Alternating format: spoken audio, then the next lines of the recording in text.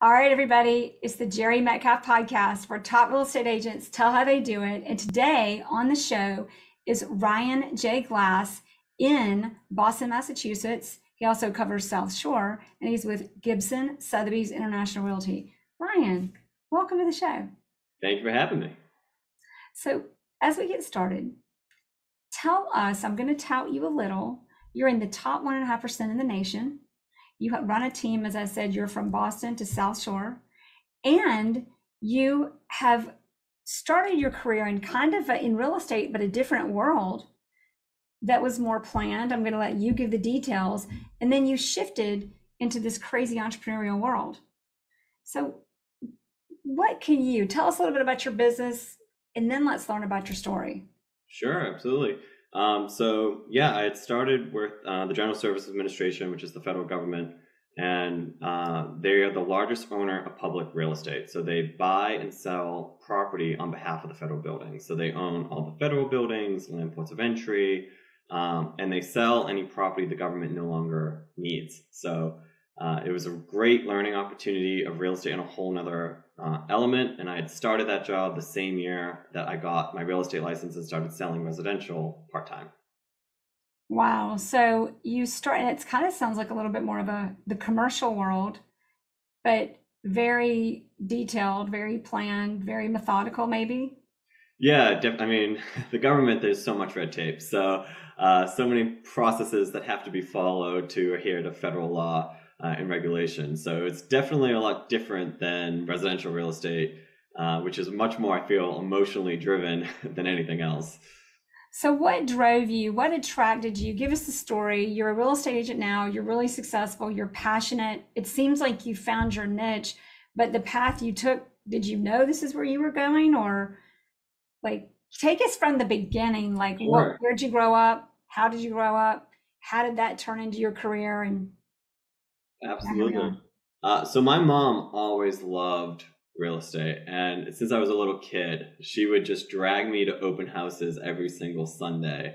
So definitely, I think became a learned passion just from watching my mom's love of real estate. And she actually always worked within, and still does, works in relocation for corporate companies. So she was worked in the corporate office of Caldwell Banker as a relocation director, and encouraged me to get an office job at weekends, just answering phones at a real estate firm.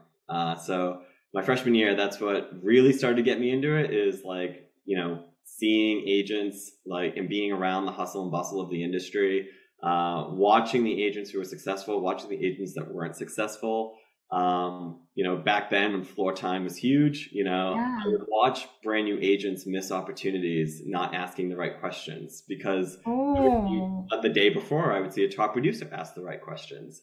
And it was one of the most educational to this day, best trainings of my life, just being able to shadow on weekends. And they pushed me to get my license. So at 19, I got my real estate license.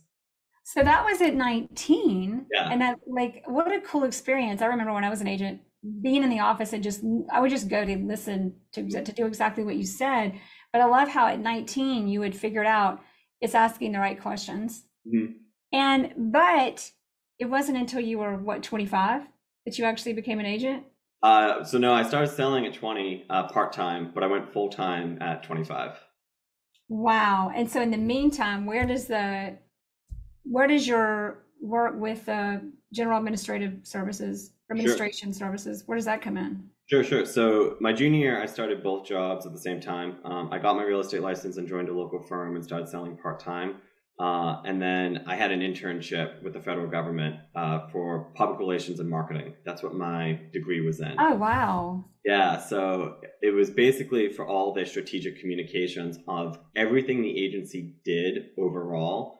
And a lot of it was real estate related. It might be building openings, like opening a brand new federal building, doing the event planning, the press, the marketing, or it could be communicating projects to the public. At the time, the Recovery Act was huge. So a lot of money went into federal buildings, improving them. So I would do the press releases to the public announcing that. And my favorite was getting to sell lighthouses for the federal government. The Coast Guard has a list every year properties they no longer need. Right. So, And like, who knew that? yeah, it's So, so random. But everything this agency does is the most random stuff that the government needs. but lighthouses they sell every year. And I think we talked a little bit offline about this, but they offer them to the local government. Yeah, state and local governments and nonprofits. A lot of agencies can use them to generate revenue with lighthouse tours. Yeah, that's what I'm thinking. Yeah, so usually it's nonprofits who want them, and they're able to raise money for their charity by offering lighthouse tours. And if no one, they go out to bid to the public agencies first, and if no one goes after them, they then offer that for public auction. Wow. So you knew about real estate, you got into it, you were learning a lot, you did an internship. At what point, because it sounds like certainty was kind of a nice thing to know and have, Sure. but there's also an element of like, kind of tell us, take us, because I think there's a few things to learn from this. Number one, everything you learned that we don't really have many how-tos in our industry of just PR, marketing, communication, releasing product.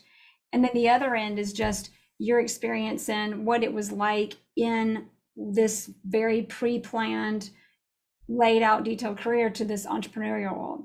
Sure. So I graduated in 2010. So I was really afraid to go into real estate full time, especially with the recession then. And I actually wanted to do it, but everyone around me talked me out of it. They were like, you have a job with the federal government, just go for it. It's secure. It's a job for life. What? Who are these people? Oh, my family, my friends. Well, that's family, right? But I mean, the way I actually don't regret it, because the way I viewed it also then was it's really hard to get a job with the federal government. And the way that they recruit is through college students. They can create non-compete positions to get talent out of college. So I viewed it as I might not have this opportunity again, but I can always go into real estate down the road. And what happened over time, I mean, government's just so bureaucratic, so much red tape.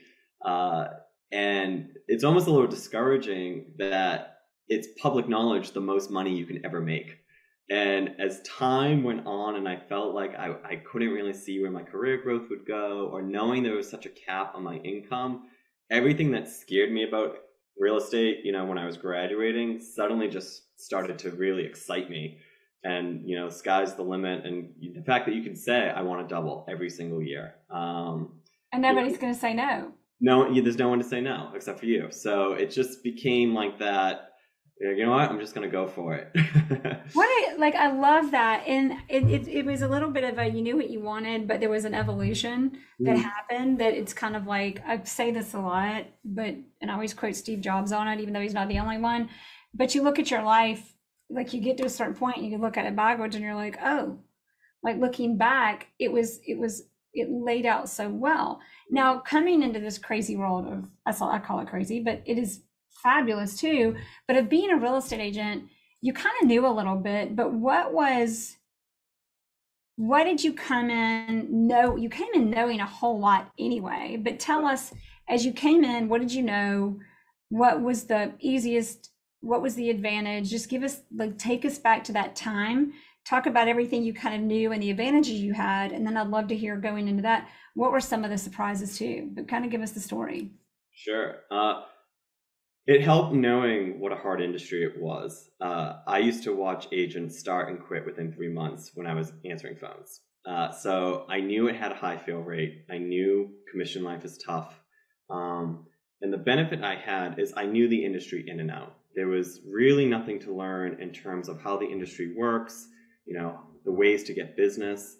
And I think the greatest advantage I had is I was used to 9 to 5. And when I quit, I did not change that mentality. I was in the office every day from probably, I would say 9 to 12. And then 1 to 5 was meetings, networking, showing property, anything I could do to try and generate business. So just time blocking and that compound effect of doing the same things that get results, and the results compound and get trajectory over time. Mm-hmm. So 2 questions.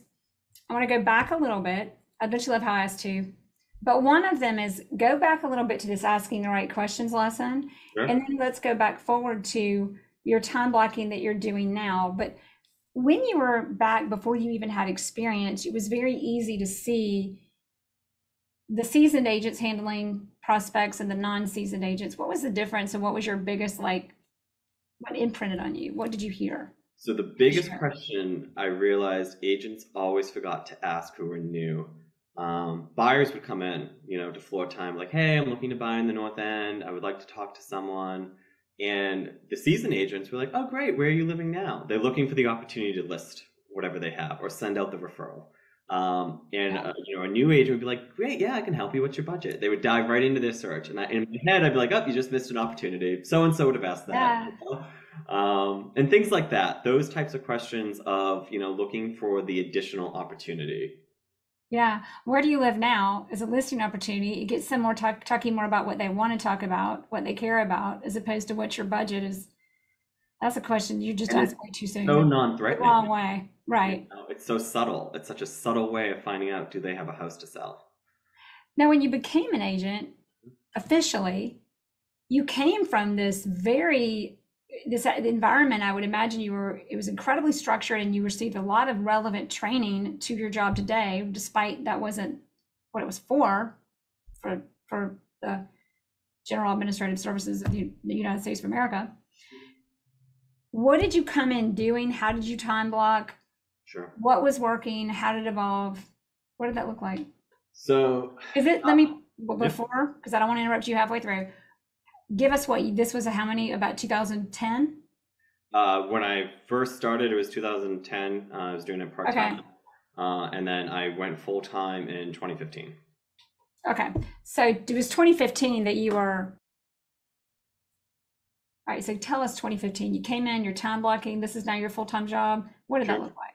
So one of the best parts of my old job was that I saw every branch of how the government works. When you work in communications and marketing and being the person who helps release the information to the public, you learn every single department of that agency pretty much, because you're having to work directly with the leadership of that division. So I learned just a ton about business development, and that was just very, very helpful, and just client relations, because the GSA, for example, say you were EPA, you needed 1,000 square feet of office space, you needed 100 computers, 100 desks. GSA would take care of all of it for EPA. It's more effective for the government to have one person handling all that administrative stuff than every agency trying to do it itself. So I learned a lot about just like the client relations, really account management, things like that. And most importantly, because I did so much strategic communications and marketing, I really learned PR. And the minute I quit my real estate job, I have always treated my government job, I've always treated my real estate business like a giant PR campaign. And the message has always pretty much been the same, even from when I was brand new with Bailey Sales. I'm the best. And this is why you hire me. Right. Right. So PR campaign, in real estate as agents, we come in and our broker, like Sotheby's, you're with Sotheby's, they've got a great, great PR. I mean, even if it's not for you personally, if you're a newer agent or a lot of the PR is so impactful on our listings and our success and the image that we can easily portray. But as agents, we don't really often have a really true PR campaign. I mean, or do we?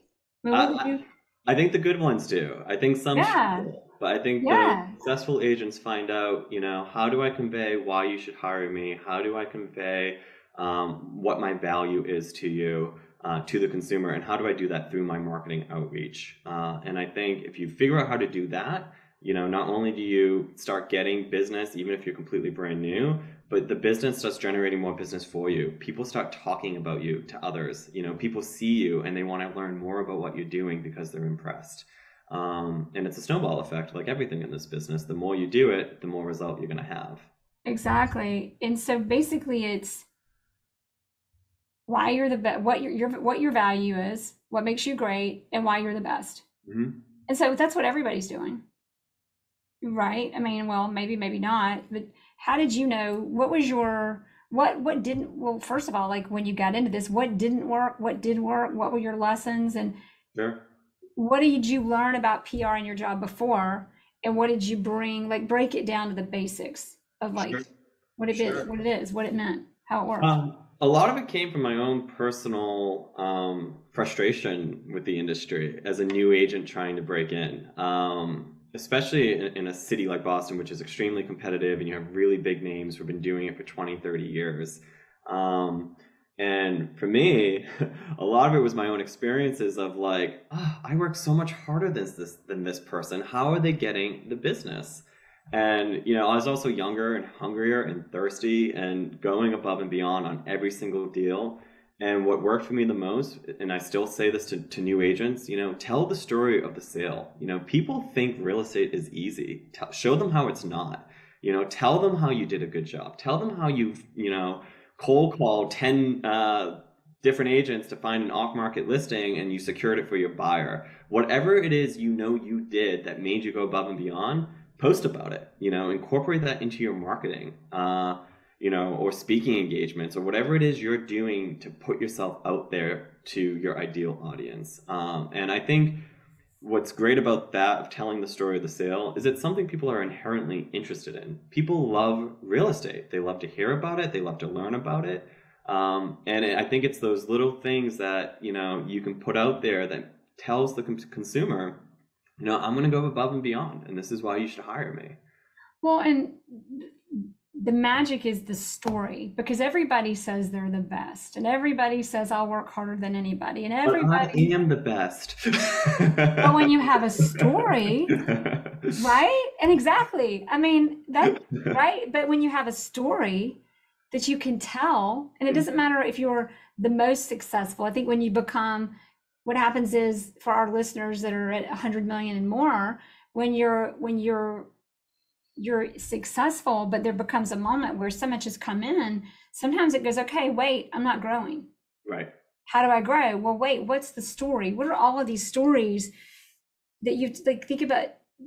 I quote Kevin Brown on this show all the time, but Kevin Brown talks about he used to work with people who spoke 5 languages and didn't even mention that because that was just normal.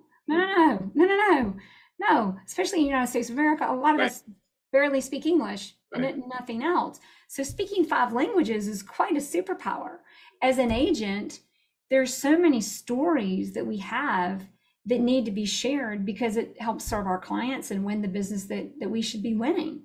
And as a newer agent, it's the same thing, which goes into positioning. I call it positioning yourself in business, and that's what PR is. Now, when you position, you had mentioned something about telling your story, and then you said speaking. So you say speaking, okay, there's speaking, but what speaking, postcards, like when you go and say, okay, what are my outreaches? What are the connections I make to draw these people in to perceive and hear my story? What are the outlets, or how are the best ways that, and how do you write? I have a way, but what is your way? How do you lay and plan it out? How do you structure it? So a big part of my strategy for me, especially that I started years ago, is I wanted to up my price points. And, I started part-time from a very small blue-collar town. I did not have a wealthy network by any means. I went to state schools my whole life, and so I had to figure out, how am I going to up my price points when I don't naturally have a wealthy network? And I took full advantage, and still do, of the Sotheby's brand. I've been able to significantly increase my price points every single year by taking advantage of the brand, going to all of the networking events, talking to the different agents to build my referral business. Because almost always when you get a referral from a Sotheby's agent, it's usually $1 million plus. And so that was very successful for me. And what I really did that had the biggest impact is I started creating seminars and hitting the biggest feeder markets to the affiliates. And I would spend the whole day in whatever office I was going. And for me, it's funny because you want to go to like the sexy markets that you think are going to feed you. But in reality, it's like, it's New England, it's New Hampshire, it's Rhode Island, it's Connecticut. And spending a day there with the local affiliate there, and trying to create something of value that, I could share with the agents of, hey, this is what I'm doing to build my business.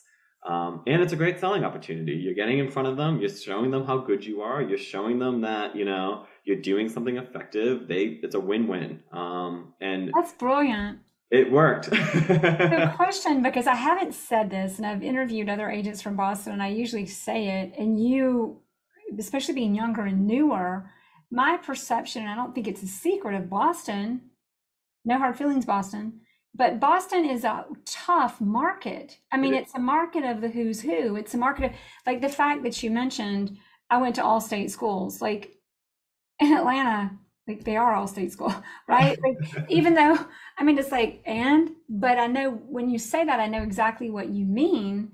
And so there's that element of the things that are just for whatever reason, get your foot in the door, especially of all markets, Boston. Right. And you've got several multi-million-dollar sales and listings that you've racked up over a very, very, I mean, in literally 7 years since you've become full-time. Here's in that, I want to ask your secret, and I want to ask also, I'm going to hold this question. How did you break through all of that? I mean, I know it's always an ongoing process, but Sure. So, I'm a firm believer that perception's reality. It doesn't matter if you have high-end sales, you can still be an expert in the high-end market.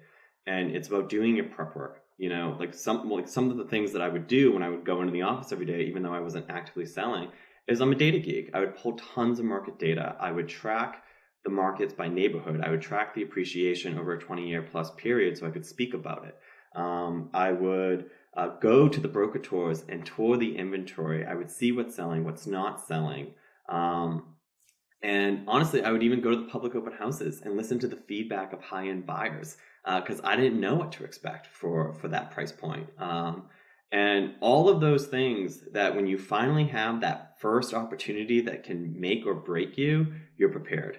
And it only takes one sale to leverage and snowball from there. Prepare for the multi-million-dollar, I mean, whatever that is for you or whatever your ideal client is, prepare for them like they're already yours. Right. I mean, we had an interview with Leonard Steinberg. It's actually been a couple of years. Oh my gosh, 3 years now. And he was episode 100. And he said, I remember every day I went to the office like it was a job. And then one day I happened to, I can't remember how he crossed paths with a big buyer. And the buyer said, what is the best deal on a penthouse in Manhattan right now? He said, luckily, I think it was in a cab. The cab had to pull away. And he said, you know what? I'll send it to you. I'll get that to you in an email. Mm-hmm. And so then he did all this research and started studying the market because he believed he had a client. The guy never bought a house with him. But as a result of those activities, he picked up 5 more clients in the same price point. Totally believe it. There goes a story. Yeah, exactly. So you said stories. Do you have, to just completely put you on the spot, what is one of your great stories that you share with clients of here's something that happened and here's how I got that result? And how do you tell that story? Sure. I don't know if it's a client one, but I have a great one of just getting my first big luxury listing. Give us that. $1 million. Something I used to do, again, just looking for ways to build business. I would sit on Zillow for hours and I would contact all the for sale by owners, the make me moves. I'd ask to tour their property. And there was one make me move that was ridiculously overpriced. It was never going to sell, but I wanted to see it. And I'm, shooting the shit. I don't know how else to say it, but shooting the shit with this guy. Yeah, you can say that on the podcast. All right, cool. I swear a little. I refrain quite well on the podcast, but being from South Georgia is where I grew up. I don't know where this mouth came from, maybe a past life in New York or something, but I'm pretty good on the show. But yes, you can, cuz.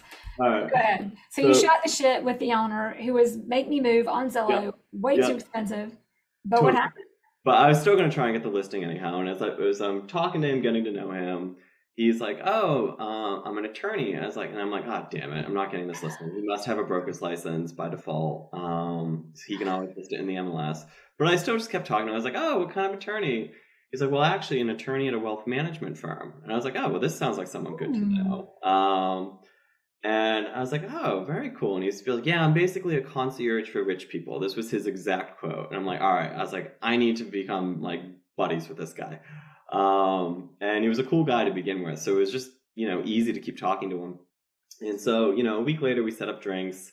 And again, going after the high-end market, I put together the Sotheby's, the Wealth X report, which was just this great report about buying patterns, where money is coming into the country from, who's buying what, all real estate related. And I put together a branded, front and back, laminated fact sheet, basically, of talking points that might make him look good to his clients, branded with my contact information and the Sotheby's logo and all that. And I asked him, I was like, look, I'll be honest. I was like, I don't have clients I could connect you with, but is there any way I can help you? And he's like, well, he goes, my wife's a real estate attorney. She doesn't, she's not as aggressive as she could be with prospecting. If you can send her business, that'd be great. I sent her so much business in my first 6 months, and I had this one deal with her, our first deal together. It was one of those deals where everything went wrong, but I had a solution for everything. So it was one of those awful deals where you're just fixing things left and right. You're like, this is never going to close. And it finally closed. Well, the very next day, and he saw right through me. He knew I was new. He knew I wasn't selling, super high price points yet, but he knew I worked hard. And he calls me, he goes, so I have a listing opportunity for you. It's probably about a $5 million listing. I'm assuming there's someone you can bring this to partner with on. And, again, doing the work, I had been, getting lunch with all of the top agents. One, I wanted them to know who I was. And two, I wanted to learn from them. And I knew it was like a week later, I had lunch with a top agent who I knew covered the area. And we got the listing together and we sold it. And that was in my first 6 months in the business. So it was pretty amazing. Cool. You get what you put into it, and you have to see opportunities where, you might not initially see. Well, that's such a great story, because I think a lot of opportunities are missed. I've been having these conversations a lot lately for new agents, and that work hard, work your network. You have the time to study the market and see opportunities. And then when you get one, don't be afraid to bring a partner in, and bring them in as a partner, not someone to say is better than me. Bring them in as your resource. Right. Help you. That will help you win the business and will actually give you credibility. Absolutely. You do it the right way. So that was something else I did my first year over and over. Anytime there was an opportunity at a higher price point than I did, I didn't care about the money. I said, I'll give you 50-50. I just want the opportunity. I want the marketing credit. I want to be able to promote it. And I would even let them put it in their name in MLS. I didn't care. As long as I had the right to be able to post all the photos to my social media, promote the sale, because it's worth it. So that way in the future, you don't need a partner. Exactly. And it gives you more and more opportunities and more listings. Completely. So when you got into real estate, even though you had a mom who was in Relo, you had experience with the federal government in press releases and marketing, what was your biggest surprise once you really were a full-time real estate agent? It was even harder than I expected. That is and the hustle, and just I knew how hard it was going to be to get going, and it was harder than I thought it would be. I don't want to say I was cocky, because I definitely went into it knowing it would be difficult, but I was confident, and I was surprised that in my first 6 months I had doubt. I'm like, oh God, can I do this? Yeah. What kept you going? Necessity. I was broke. Pride. That sounds like me. Yeah. Like me. Pride. Refused to go back to the federal government. When I was quitting, all my coworkers thought I was crazy. They're like, you'll be back. You'll be back. And I was like, I won't be back. And then you were like, oh God. I might have to go back. Oh. So what do you think? It was I need the money, but you didn't have to do it. Was there anything else like that at the end of the day? Was it passion, or what was the moment? There was a moment when you weren't sure, and then there was a moment when you were like, oh yeah, when did that happen? How did that happen? Sure. So It was two things. I think one, just the excitement of the unknown. Even though I was scared shitless, it was an adrenaline rush. It was, actually, this is so dramatic, but the Sia song, "I'm Alive, I'm Still Breathing," which are the lyrics, I played after every single closing because I thought, one more deal, I'm alive for another month. I have 2 more months of mortgage payments. I can keep going. I don't have to quit yet. And it was, Yeah. I was so check to check that first, I would say from July to June.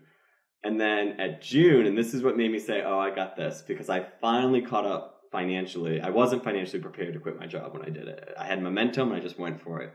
But the month of June, I made my federal salary job in 1 month. I finally had my big payout. I had like 7 or 8 closings, one of them being that big sale.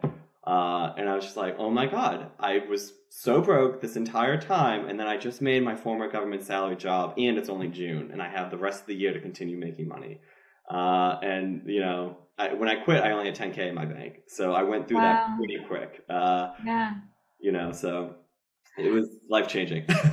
Yeah. And so now here you are. Since then, that's been 6 years. What do you see? You broke in, you got into Sotheby's, you got into the luxury market. What do you see? Where do you see our industry going, and where do you see your career going? And what do you love, and where's the future? What does it look like? Sure. So I love building my team. I love coaching and mentoring new agents. I hire from completely brand new scratch. I don't want bad habits. I want them to do it how I do it. I also want consistency within the team, that the systems are our systems. Mm, And I found that it's two things. Like, it's very easy to get content in this job. Especially I find I do better when I'm worried about, finances. So when you start doing really well and that's not a driving factor anymore, you don't have that pressure, that fear, you have to find motivation in other ways. And for me, it's through coaching. It's exciting to watch someone else grow. It's exciting to see them get that momentum. And it brings back that nostalgia of, yeah. when you were new. And it helps keep that passion, I think, alive. And I think without that, I would really struggle to, keep pushing myself to be the absolute best I can do, because it does get easier with time. And it is easy to sit back and be like, oh, I don't need to do that, when business just falls on your lap. Yeah. It's just And like I used to always remind myself of just like how grateful I am to be here and never forget what it took. totally. And I think that's what I think coaching definitely reminds you of. Um, Yeah. you know, So team, because I get a lot of questions, and I feel like after we're going to be about episode 270, 80, something like that, probably 80. But anyway, teams, especially when you were talking about like the infrastructure of the government and how they had set, now that's a little bit of a different, you're talking about a lot of different types of real estate, but you learned a lot about systems and infrastructure. And now you've got a team that's running. How do you run your team now? And where did you learn? Did you learn that from your former life in, the general administrative services? Or give us your team structure, how it works, and how you learned it, how you apply sure, it. absolutely. So I took a lot. Yeah. I mean, I'm very glad I had like a 9 to 5 background experience, because I do think seeing things like how like shared drives work, sharing calendars, all those things that keep you super organized, helps you set up systems. And for me, the biggest concern is always that, the benefit of a team is that it lets you have a life a little bit, for everybody. And so Yeah. if you have good systems and processes in place, then you can set it up in a way that, at a moment's notice, someone can step in on your behalf, or you can step in on someone else's behalf, and you're briefed. You know where they are on the transaction. You know what they're buying. You know what they're looking for. And you can do it while minimizing communication. I have a very extensive database, basically, that I created on Monday.com. That's everything. It tracks our sales, our pipeline, our current deals, and where they are in the process, the contact information for the clients in case we need to reach out to them, because we do work so hard for what we do, and to be able to take a vacation, for example, and not get minuscule phone calls of like, hey, what's their cell phone number? Or, hey, have they signed P&S on this? Those little things that really interrupt your vacation can all be solved with a really effective, cloud computing system. So I'm not done with the question on systems, but on the details of it, Monday.com. So I actually still use it, but for different things, Asana. But at Monday, I keep seeing these ads for Monday. What is it? Give us, because it's not for real estate agents, it's for businesses. Yes. So give us a little bit about what it is. Like, is it Asana? Asana is a checklist that you share. Yep. And you can integrate it with other CRMs, but is Monday.com the same thing, or is it more of a CRM, or? It's a little bit more elaborate and detailed. I used to use Asana because I love the organization and the checklist and all that, and that you can share things and upload documents. What I love about Monday is it's also glorified Excel. And so what's really cool about Monday.com that you can do as well is dashboards. So I hate that there's no good real estate CRM. So I went out and created my own. Monday is super customizable. And what I like to track is, the numbers, how much business are we doing? What is so-and-so's average sales price? How much revenue is being brought in from that specific agent? Because that lets me plan my marketing. You can't do that in Asana. You can't do that, Yeah. And so what's great is it's a little bit tricky to set up, but once you get going, right now it's just me and Sam again. We lost someone over the summer. It was 3 of us. Yeah.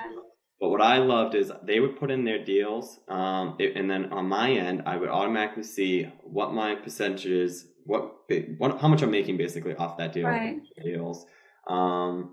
I would see their average price points calculated in a dashboard for me, so I could see how well they're doing, and I could compare that to the year before. I could see if they're working with more buyers or sellers. I'm very analytical because I love to be able to, anything I make off the team, I like to put back into the business. That's my marketing budget for the year. That's how I'm going to feed them and give them business. 2, I like to know where they're doing good and where they're doing bad, and where we can improve, so I can goal set for them every year when I'm coaching them. Hey, you had 5 listings last year. This year you only had 3. I want you to, not only hit 5 again, but I want you to increase, things that I think would be very administrative and time consuming to have to go in, pull your numbers from MLS. Right. You can automate if you take the time to set it up. So question, because a lot of what I'm hearing in Monday is, did it have a, I should we all should look into Monday.com, but like, for example, and a lot of people don't know about Pipedrive. Or Contactually used to have a pipeline where you could literally do a little bit of what you're talking about. Yeah. But I can't find Pipedrive and Contactually, which is no longer in business. But those two you can just get an Excel spreadsheet and build out a pipeline.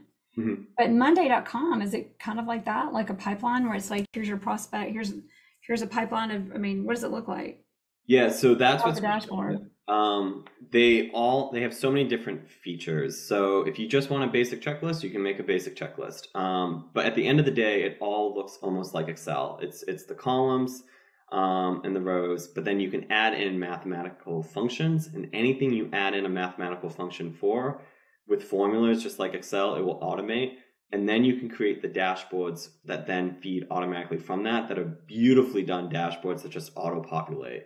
So it's set up. So it's a pipeline you build out a little bit more. You have to know what you need. If you download it without a clear purpose of what you feel like whatever software you're using is lacking, it's not necessarily the greatest tool. But I was very frustrated that I was spending all this time pulling numbers from MLS, that I was to have a separate Excel sheet to calculate deals, something else to track pipeline and what people have.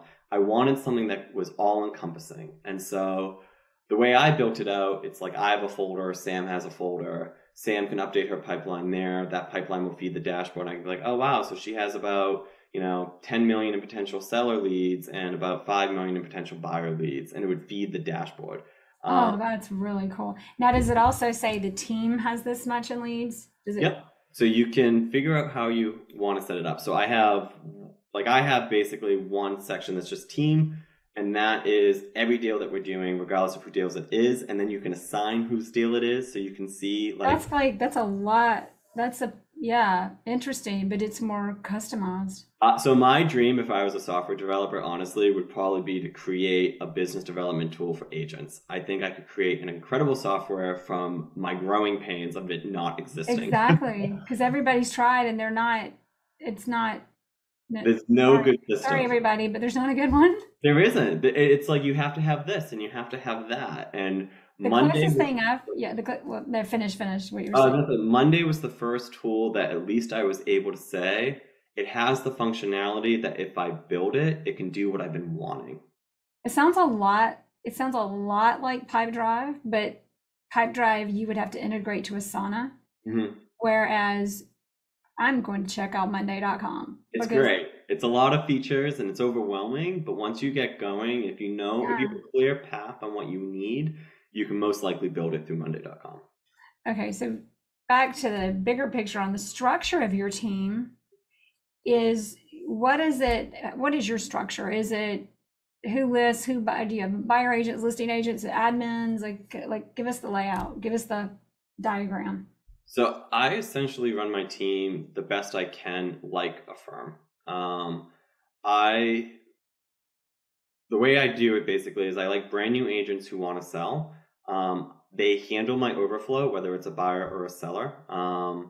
And a little bit's geographic. The way my team sort of started was by accident. I wanted to focus on the city.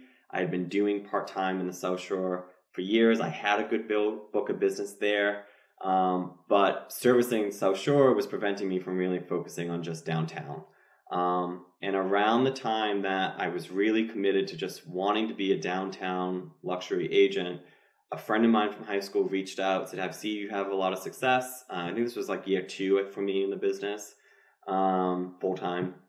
And she was like, I just got my license. Well, she still lives in our hometown. And so it was the perfect opportunity. And I was just honest with her. I was like, look, I don't have business to give you. I'm still new. I'm still in build mode. I don't know how to be a team leader, but I know how to coach you and I know how to tell you how to get the business.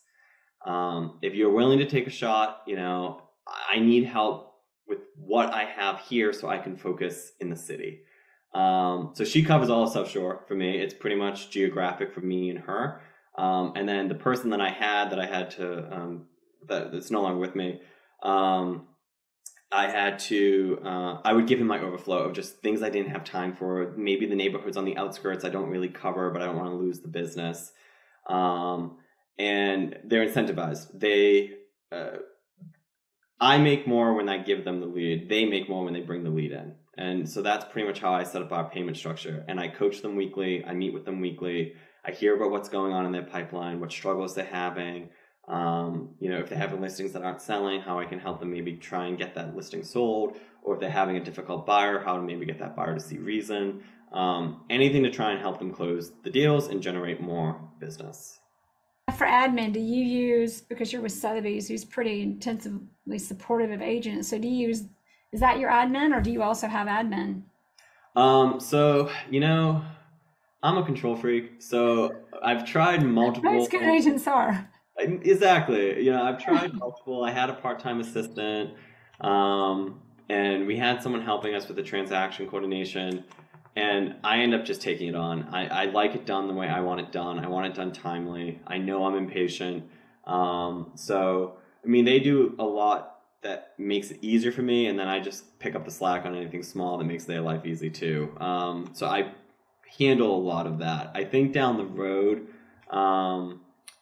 we're probably going to need a full-time assistant to cover a lot of the stuff that just like the smokes and that stuff.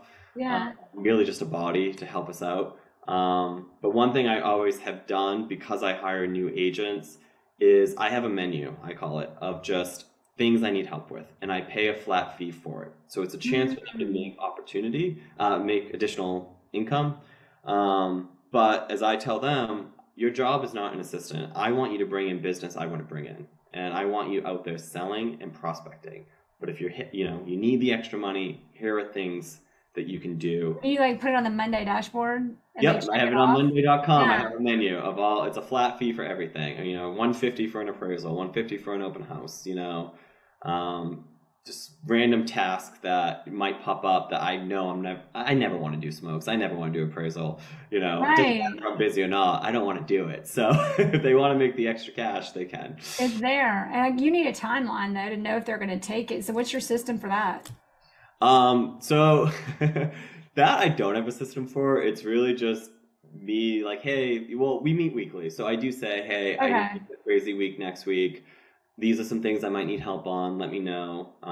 And usually they commit, you know, pretty early if they need the money, or they tell me point blank. And I usually know if they're available or not. I usually know what they're making. I've never heard, I mean, that's like, of course, but I've never actually heard someone say, I do that. Like it's, you maybe require them to do certain things but I've never said, hey, we just get a list and I give a number and this is what, and I kind of would do that, but I would literally like have an assistant, or I would call and say, hey, we don't have enough manpower to do this. Can you do it? I'll give you $100 or I'll give you $200 or whatever. But that's so much more organized and concise for everybody. And it reminds them and shows them here are the additional opportunities and incentives that are not only going to give you some extra cash, but they're going to give you activities that are going to give you experience. They're going to probably give you more business. And I've had multiple team leaders tell me in the past the biggest mistake they made with creating their team is they hired like an agent assistant hybrid role where that agent gets a percentage of each deal. And they go, that became expensive quick. As my business grew, they're now like a $200,000 paid assistant, right. You know? Yeah. So that's why I've always stuck with a flat fee. It's consistent. It's revenue that a payment structure that I consider fair for what the task actually is.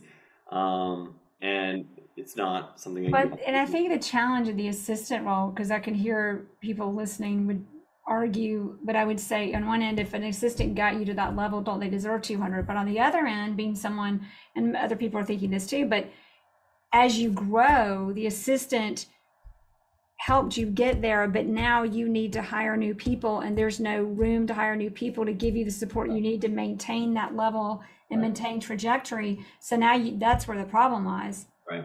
Because now I'm for everybody making money, but if the assistant's pocketing more money with no risk, and you've got to grow, your hands are tied, and it hurts everybody. Absolutely. So what's the solution? The solution is the flat fees. I think so. That's worked well for me, because I also think it's pretty generous, the fees that I've created. You know, I always say, like, for example, I do $150 for an open house. That's $75 an hour. Where can you work part-time for $75 an hour? You know, it's right. quick. And now what do you do about the leads of the open houses? How do you handle that? That's for them. I want them incentivized to convert. I want them incentivized to make that higher split with me. Well, there you go. And yeah, that's a good triple win. That's what I think. I'm very fair. I like my money, but I'm very fair. Well, it's funny how when you do that, you end up making even more money. So 1,000%. If you focus on making them money, it comes back to you, I think, in the end. Okay. So now, wait, I should say that one more time, and then I'm going to do the final three. You just said, that was a great one-liner you just gave us. If you focus on making money for them, it comes back to you in the end. Exactly. Yeah. so such a powerful, important statement for all of us. Final three questions. Number one, what has been your most impactful resource in becoming a successful agent? I would say knowing everything that your firm offers you, especially as a brand new agent, because I think every penny counts. I think our industry is extremely expensive, and you should be taking full advantage of anything that they give you, whether it's postcards, newsletters. I think, and then of course the brand itself. I am a firm believer in brands, especially for new agents. I've seen the power of it. I think when agents say what brand you're with doesn't matter, it's most likely they don't know how to utilize it. But if you know how to utilize it, it can grow your business extremely fast. Well, and when you're with a company, I remember when I was an agent, understanding what I was with Sotheby's, when I knew so much about what Sotheby's offered, I would pick up listings that other Sotheby's agents had been in front of and not won. And it wasn't, I didn't even go after it, but in conversation, I was able to hear concerns and address exactly how my broker or my brand or the sort resources I personally had could address and get to the bottom of it, bring the solutions to them, because I just knew. Right. Everybody had it, but I knew what they were and how to access them and how to tell us, back to what you said, tell the story. Absolutely. Question number 2 of 3. Is there a book, or what book would you say you've got to read? This book changed my life or career, or both? All right. So it's super simple of a read, and it's a kindergartner could read it. But The Dip. I forget who wrote it. The Dip. The Dip. Okay. And now tell us about The Dip. So it's all about basically, and I read it 7 years ago, so I could be paraphrasing wrong, but basically the theory of effort, and that most effort goes like this, and then it goes up. And so basically right when you all want to quit, or even if you're in a lag, when you're dipping because you put in so much energy into something, you're not seeing the result, that's when people quit. But if you push through and keep going, that's when you finally see the success. And I always think back to, and I still think this to this day, even being established, there's always a reason to give up. There's always an excuse to fail. There's always an excuse to quit. And I think you have to have the mindset of,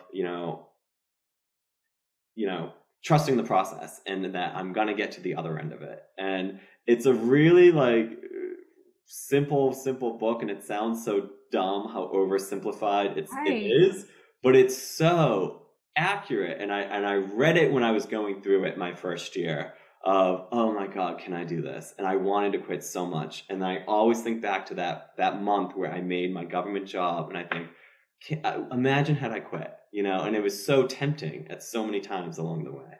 So true. You reminded me of being a new agent, and then 2009. I don't remember the year when it was. I think it was worse than 8 and 9. It was like $10 an hour sounds good. Anyway, there's no money, and it's going out, and it's scary.